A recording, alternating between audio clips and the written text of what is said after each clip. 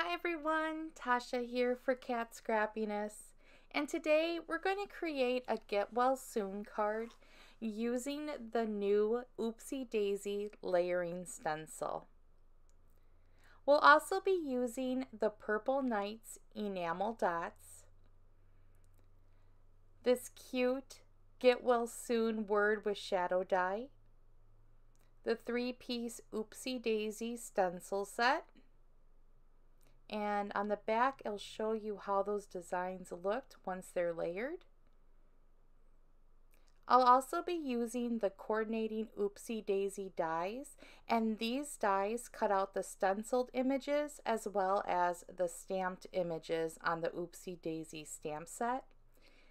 And then for a frame, I'm using these pretty reverse scalloped dies, and I'll be using the largest one.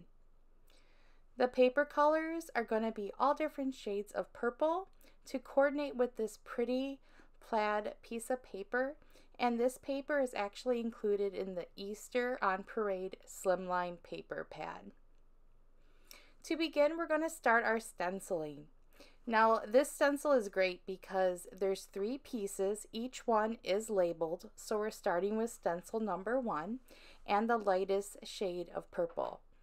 And the reason why I love these stencils so much is that you can make a whole bunch of cards at one time by doing an assembly line. So you're starting with the lightest shade of purple or whatever color that you're using, and you're just going to go over all of the flowered image. Then I'm going in with the lightest shade of green for the leaf and the stem. And then I'm going to move the stencil over and make 2 more flowers. Do you see how easy it is to just pick up and make a whole bunch of flowers to fill your page? And I'm using the same colors, I just sped it up a little bit. But then once I was done, it was time to layer on stencil number 2. And again, they're labeled on the top. So you just want to position it over the flowers, and I'm using my little magnets to just hold that stencil in place. And now I'm going in with a darker shade of purple. This is where you can use a medium ink color or mix and match your ink colors, but I did go with this dark color just because I love the way the deep purple looks with that lighter purple shade underneath. And then I'm going to use the Antique Linen, which is just a really light tan color for that center part of the flower. For the details in the leaf, I'm using a darker shade of green that would just go over that lighter shade on the first layer. Again, it's easy to just pick up and move this stencil over. You'll just have to line it up over your flowers, and I'm going to use those same colors to just make 2 more flowers, another center, and then the details on the leaf. These are so easy to have a whole bunch of them done at one time, like I said earlier, and you can also use these on future projects. So if you wanted to make a whole page full of these flowers, you can do that, cut them out, and just save them. They're so pretty to use alone or together. Next, I'm going in with the last stencil, stencil 3, and this adds this detail to that center flower part, and then a little more detail to the bigger flower, the one that's open. And I decided to go in with a black ink color.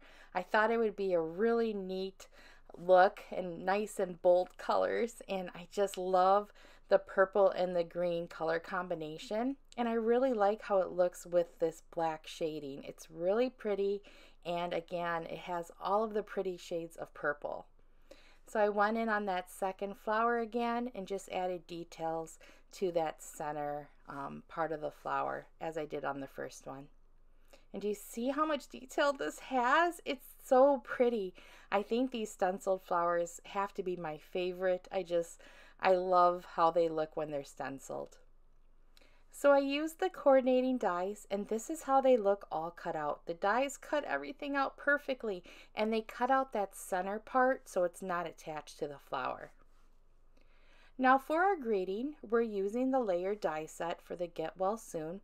I decided to go with a glittery purple color for the shadow layer, and then I'm using a little bit heavyweight white cardstock. You just have to run it through your cutter one time and these letters pop out easily. You just want to be gentle that you don't tear it since it is one piece. You can also use your scissors, your finger, or a poker tool to cut out those additional little pieces if they didn't fall out. After I was done, I went in with a piece of purple cardstock and the reverse scallop frame and then cut out my border. I used the same frame die to cut out this center card. This piece of paper was slightly smaller than the whole layered, the whole scalloped frame, so I wanted to make sure it fit perfectly in that center. And now it's time to assemble. I did pre-cut my layers to save time on the video, but I'm going in with a pretty shade of lavender cardstock, and I'm just attaching it to a white card base that's cut slightly larger. This gives a white frame around the edge. To attach to my scalloped frame, I'm using some liquid adhesive. I just found this easier to do, but you could also use score tape or a really thin glue runner. I'm going around all of the edges and then I'm going to line it up in one corner and then work my way down. I did cut this cardstock to be exactly the same size. This way my scalloped frame has something to attach to. I thought it would make it stronger on my card. Once I was done attaching the frame, it was time to add the layers. I'm starting with the pretty purple glitter paper. This is the same paper I used for that shadow die.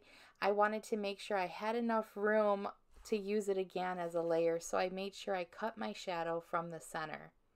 This pretty purple glitter goes with all of the colors throughout the card and it adds a pretty sparkly border around the edges. Once I was done with that layer, I'm going to attach it to a deep blue color.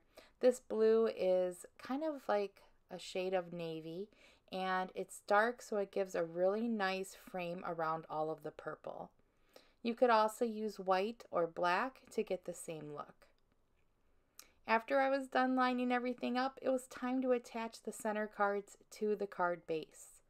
I just made sure that I lined up one side and then pressed down slowly to make sure all of the sides were as close to being straight as possible. And then I used the same glue runner again to attach that center plaid paper. This plaid paper is really pretty. It was one of my favorite prints from all the springtime paper collections. I just love the purple plaid. I think it's just great for all year round. This would also be great in fall cards. Now that my card base is all put together, it's time to glue the sentiment together. I'm using that same liquid adhesive and I'm just making sure I hold the paper down as I go around so that I don't tear any of the letters. This is really easy to do. You could also run this through a sticker machine or die cut it with some sticky tape and make it a sticker, which would be easy too, but the glue works great. To make sure it kind of stays in place and gets a nice bond, I do put a piece of cardstock on top and just rub it, so this way my fingers don't move the letters and I can make sure it's pressed down firmly. Now it's time to add my pretty little flowers. These flowers again are just so pretty. There's so much detail with this stencil design. I decided to go with two of the bigger flowers, one on each end, and then one of the open daisy images in the center. So I used a glue runner for the two side flowers, and then for that center image, just to make it raised up a bit, I'm using these little foam dots or foam squares. You could use regular foam tape or just cut the daisy image out a couple more times to make it thicker with more cardstock. I wasn't sure where I wanted to position this leaf, but then I decided to have two leaves right on that center flower. Again, this purple and green color combination is so pretty, and this way it kind of just, I think it fits with that center flower, and I do like how it has the pop of green right in the middle. And then next I just have to add the center, and I'm just using the same glue runner for that just to position it in place. Now for my sentiment. I'm going in with just some regular foam tape. This one is a little thinner than those little squares, and I just cut it down to size. So So I just cut a little strip and then cut it to fit the grading. And I'm going to position this right in the center over my flowers. And then to complete the design, I'm just adding some enamel dots. I love enamel dots, and Cat Scrappiness has so many different color combinations to choose from. And these, kind of like a smoky purple, work great with the colors I used in this card. So here's my completed design. I hope you guys enjoyed it, and I hope you guys enjoyed a peek at the new Oopsie Daisy layering stencil. Check out my earlier video that I posted last month where I show you a different color combination. Have a great day. Bye-bye.